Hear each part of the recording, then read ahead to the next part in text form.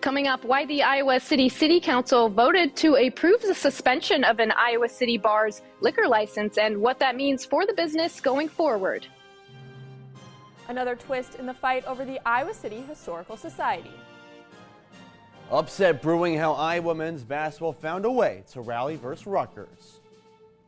Freezing temperatures continue to drop. I'll have your full forecast in weather. All that and more coming up right now on DITV.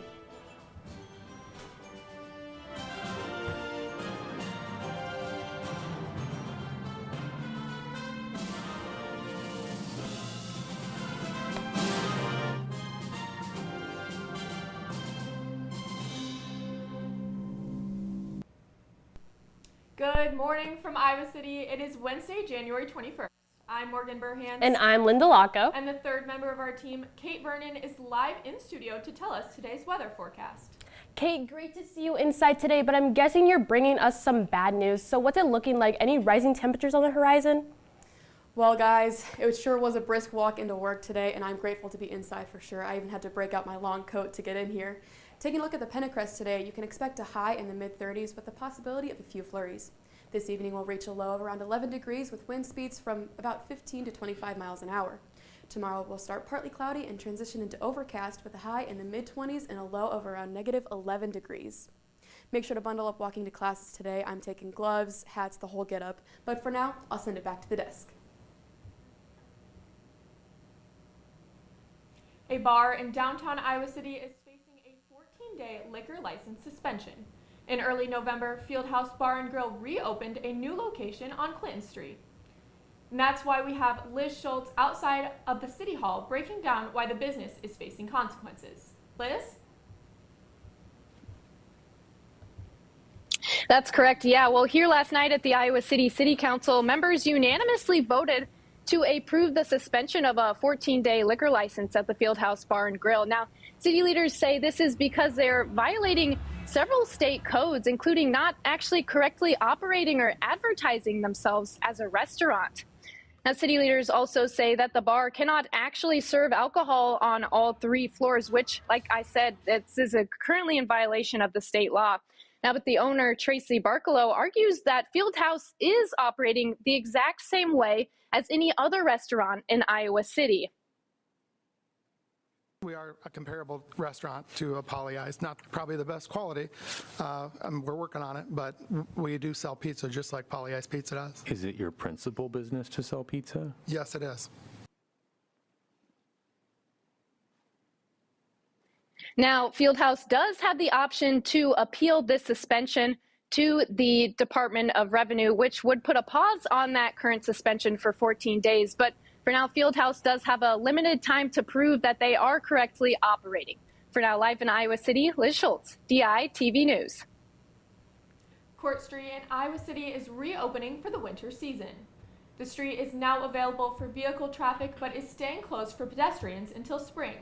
This is while construction pauses during the winter months. The area was originally closed for routine maintenance and to improve accessibility for intersections. Once construction starts up again this spring, Court Street will be closed from Muscatine Avenue to 7th Ave while the city installs sidewalks and other construction.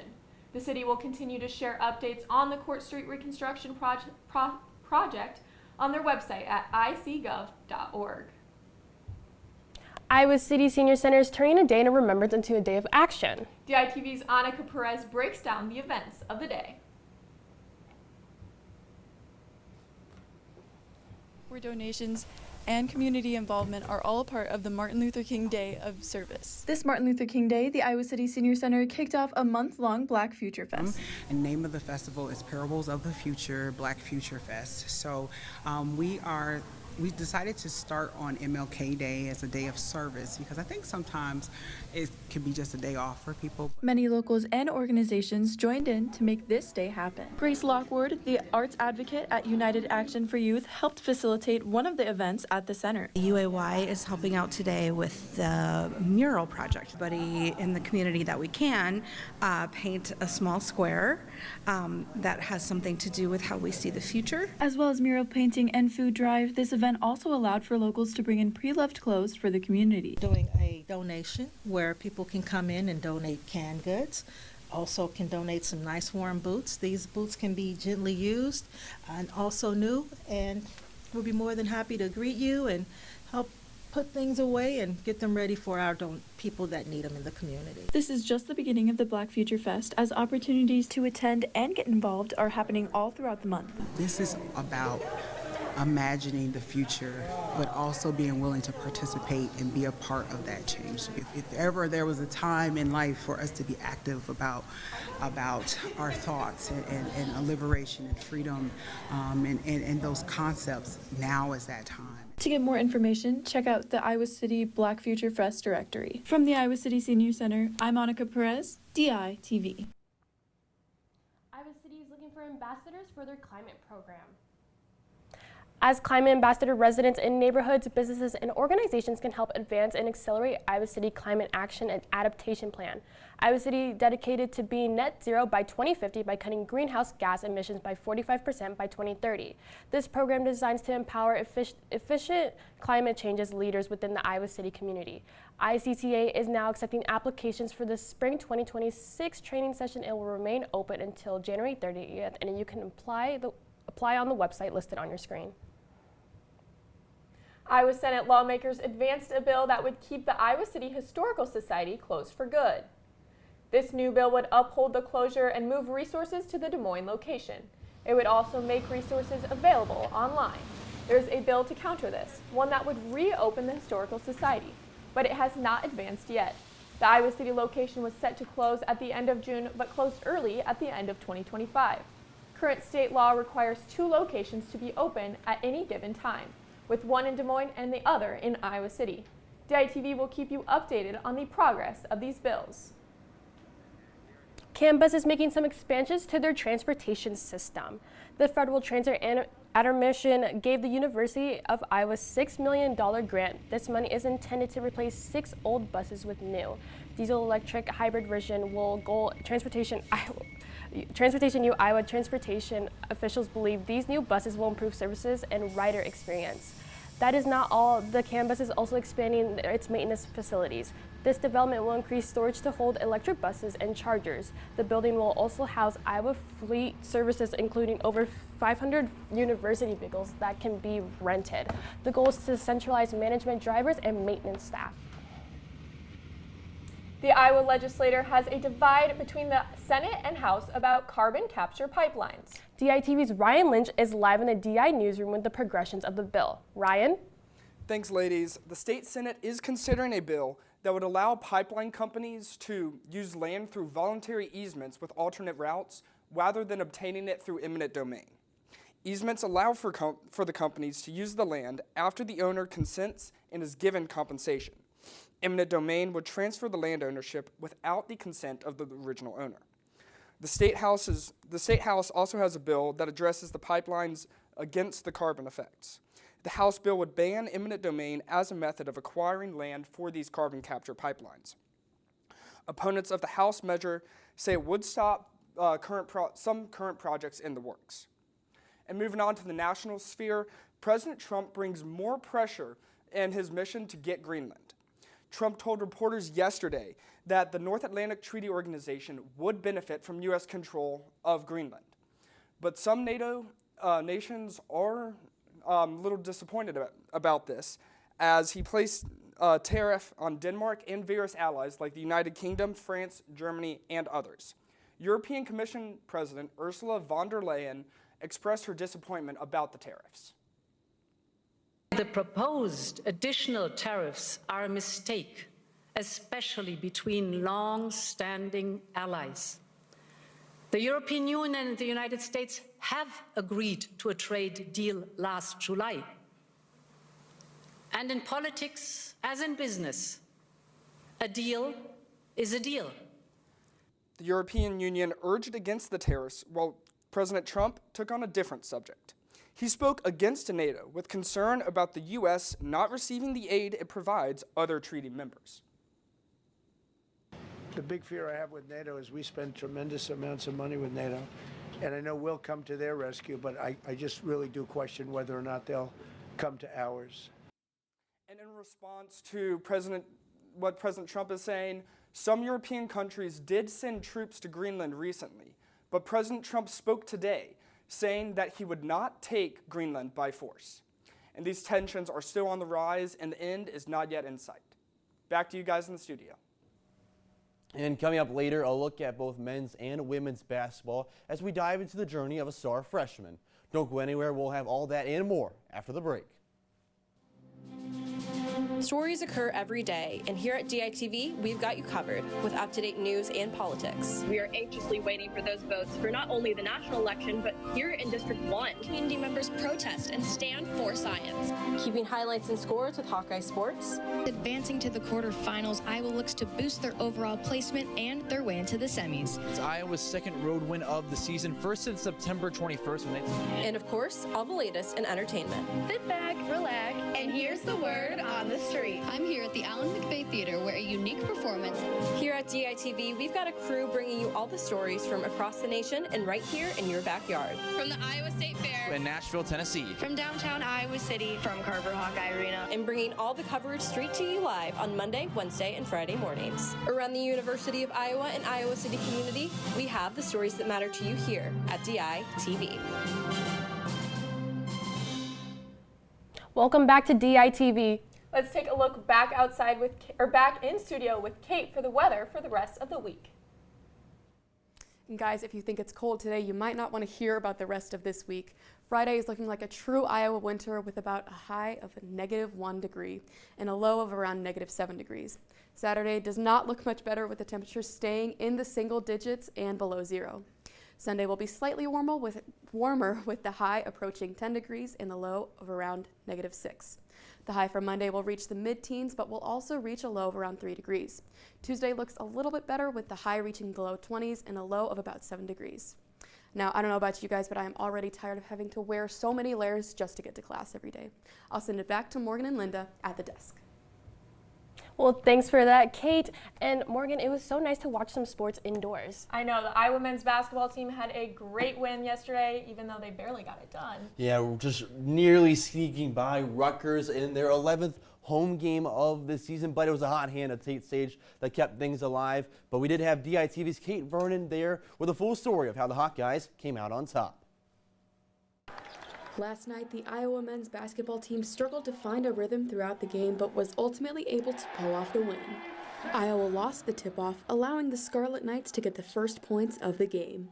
But Iowa's Tavion Banks followed quickly by making a layup and drawing a foul at the same time. The tough Hawkeye defense forced shot clock violations at the 16-minute mark and the 8-minute mark. At the end of the half, Iowa had better ball movement, causing the score to go back and forth between the two teams. Entering the second half, the score was 24-31 in the Hawkeyes' favor. Going into the second half, Rutgers came out ready to fight by shooting a three-pointer and later drawing a shooting foul from Hawkeye Cooper Koch. Nearing the end of the game, things really started heating up as Rutgers tied the game and even pulled ahead 43-39 at the 10-minute mark. Eventually, the Hawkeyes would fight to not only take the lead, but also keep it until a final buzzer. The Hawks pulled ahead under a minute later and kept that lead, which forced the Scarlet Knights to make some changes. Even purposefully fouling the Hawkeyes to send them to the free throw line couldn't save Rutgers from going home with a loss. Iowa held on to their win, ending up with 68 points and keeping Rutgers at 62. Although they were victorious over the Scarlet Knights, Iowa head coach Ben McCollum says they still have a lot of work to do before their next game. This will be a great opportunity for us to grow and get better and improve, and we're going to really practice hard.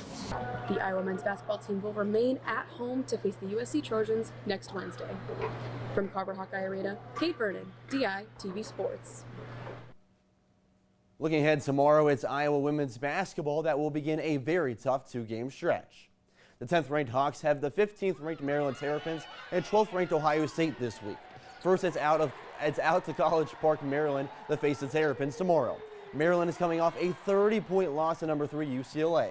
Iowa head coach Janet Jensen shared how that score does not reflect her upcoming opponent and that she knows that they are going to be hungry to get back into the win column. I'm sure they've critiqued it and, frustrated about this. So it doesn't matter, even though you know all of that, you're going to be extra motivated and you want to feel real good about things real quick. The top 15 matchup will tip off at 5 p.m. Central Time and with the game streaming on Peacock. But as we all know in women's basketball, an AP ranking of 10 doesn't come easily. That's where the Hawks are right now, and it's two specific Hawkeyes that have made major contributions to Iowa's placement, earning 3 honors this week. Freshman Addie Deal has caught eyes across the nation, earning Big Ten Freshman of the Week, while senior Hannah Stolke has been dominant in the paint, earning both Big Ten Player of the Week and AP National Player of the Week. Deal is the first freshman since Caitlin Clark to score 18 or more points against a Big Ten opponent, as she and Stolke combined for 36 points in Iowa's victory over Oregon. An Alaska native, Layla Hayes, is playing far from home, obviously, but what you might not know is that Layla shares a special connection with her family and a former Hawkeye, which made her decision to come to Iowa City an easy one. DITV's Cole Krieger has the story. 3,433 miles. That's how far Layla Hayes is from her home in Wasilla, Alaska. Why Iowa, you may ask? Well, Hayes shares a special connection with the last Alaskan to call Iowa City her home. Freshman center Layla Hayes is one of the highest recruits all time to come out of the state of Alaska. But despite living so far from Iowa City, it didn't take long to realize she was destined to become a Hawkeye. I came when Caitlin was still playing, so I was able to watch her break the record, and I was able to be in the crowd with all those fans, and it was just an amazing environment. She took a few more visits. I kind of had a feeling then. She seemed to have such a good relationship with Jan, and I know that that was really important to her. And while Layla is far from home, she's been thriving in her freshman season, leaning on her close relationship with her mother. She's the youngest of 4, and she went the furthest away. So that's been an adjustment, empty nesting, and then you've got a kid really far away. But the great thing is she's pretty easy to watch on TV. She calls almost every day. She's who I go to for everything, and then my siblings were all 3 years apart, and there's 4 of us, so we are super close. But Layla's Iowa connection stems even farther.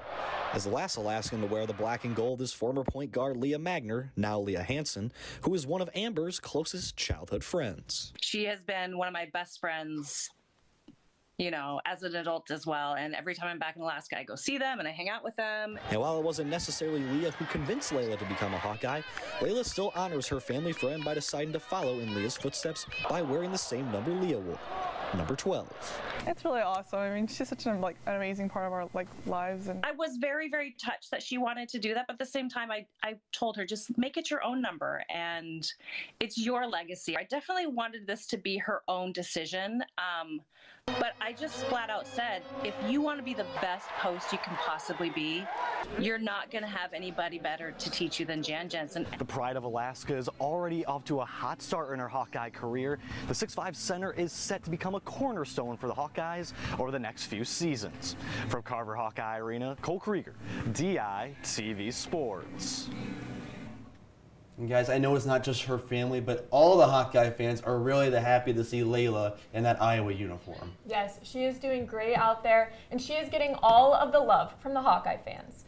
And Linda, do you want to know what I wish there was more of in daily life? Morgan, I do. What do you want to wish more of? I wish that more people would show emotion and love in public. That's so strange that you want more of that. Well, Linda, it's not strange because today is National Hugging Day. Bring it in. Oh, Morgan. Sorry, Colin. I love your hugs. I guess there's some good benefits to hugging. There sure is. Hugging can improve your mental and physical health. It releases oxytocin, which is a feel-good hormone that can improve your sleep, reduce stress, lower blood pressure, and more. So I should give more hugs often, and maybe you should too.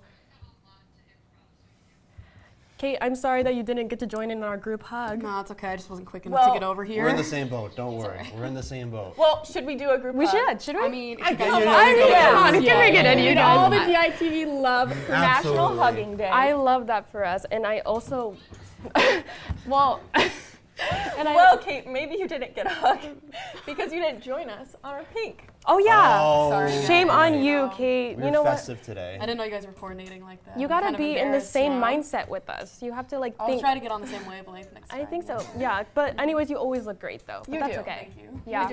You do. You do. Well, thank you guys so much for joining us online or listening on KRUI 89.7 FM. We are here live from Iowa City every Monday, Wednesday, and Friday at 8:30 a.m. and online anytime at thedailyiowan.com. I'm Kate Vernon. And I'm Colin Crothers. I'm Linda Lacco. And I'm Morgan Burhans. We will see you again on Friday morning right here on DITV.